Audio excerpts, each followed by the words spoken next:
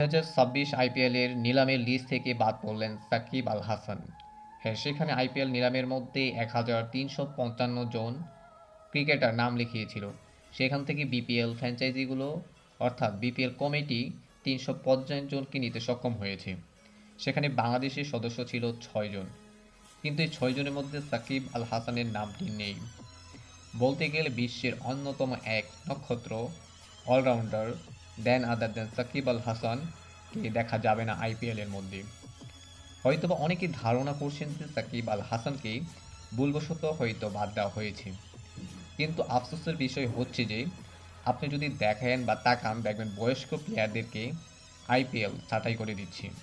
ফেফ du Plessis কিংবা মঈন আলী তার IPL নয় পিসিএল খেলবে, যার পরিপ্রেক্ষিতে বলা যেতেই পারে হয়তোবা বয়স বেশি হওয়ার কারণে জাতীয় টিম থেকে দূরে থাকার কারণে সাকিব আল হাসানকে ফ্র্যাঞ্চাইজিগুলো বা ফ্র্যাঞ্চাইজির পরিচালক সে লিস্টের মধ্যে রাখেনি 350 জন লিস্টের মধ্যে।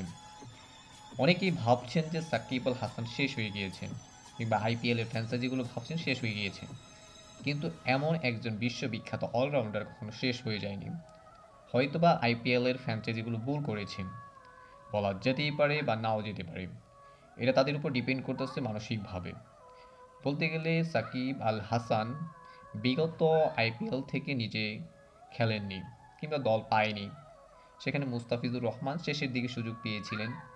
সাকিব আল হাসানের এমন আইপিএল না খেলাটা হয়তো অত্যন্ত দুঃখ প্রকাশ করবে বাংলাদেশের সাকিব ফ্যানদের জন্য।